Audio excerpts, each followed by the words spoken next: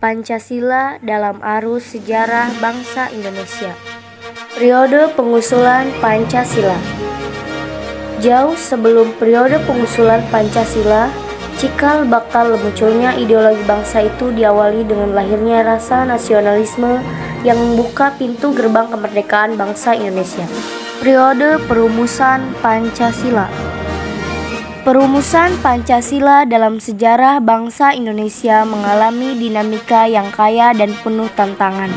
Perumusan Pancasila mulai dari sidang BPUPKI sampai pengesahan Pancasila sebagai dasar negara dalam sidang PPKI masih mengalami tantangan berupa amnesia sejarah. Perumusan Pancasila itu pada awalnya dilakukan dalam sidang BPUPKI pertama yang dilaksanakan pada tanggal 29 Mei sampai dengan 1 Juni 1945. BPUPKI dibentuk oleh pemerintah pendudukan Jepang pada 29 April 1945 dengan jumlah anggota sebanyak 60 orang. Badan ini diketuai oleh Dr. Rajiman Weddiodiningrat yang didampingi oleh dua orang ketua muda, yaitu Raden Panji Suroso dan Ichi Bangase.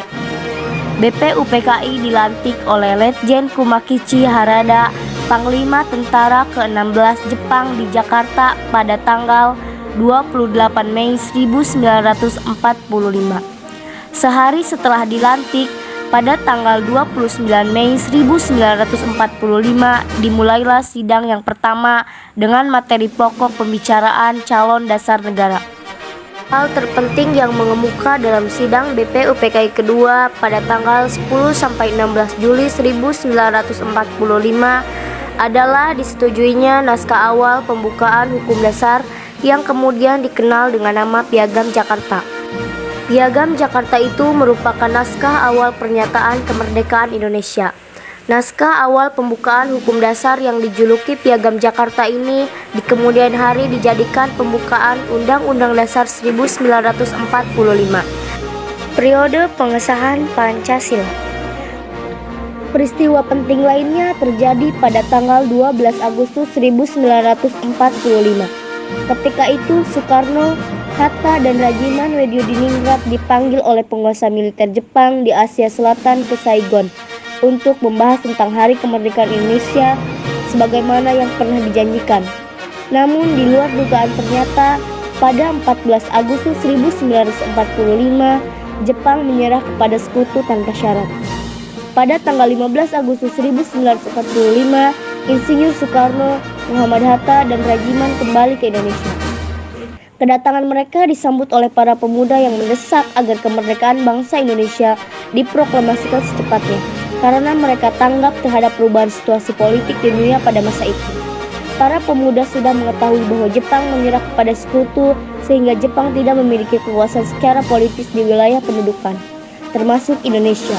Perubahan situasi yang cepat itu menimbulkan kesalahpahaman antara kelompok pemuda dengan Soekarno dan kawan-kawan sehingga terjadilah penculikan atas diri Soekarno dan Muhammad Hatta ke Rengas Dengklok.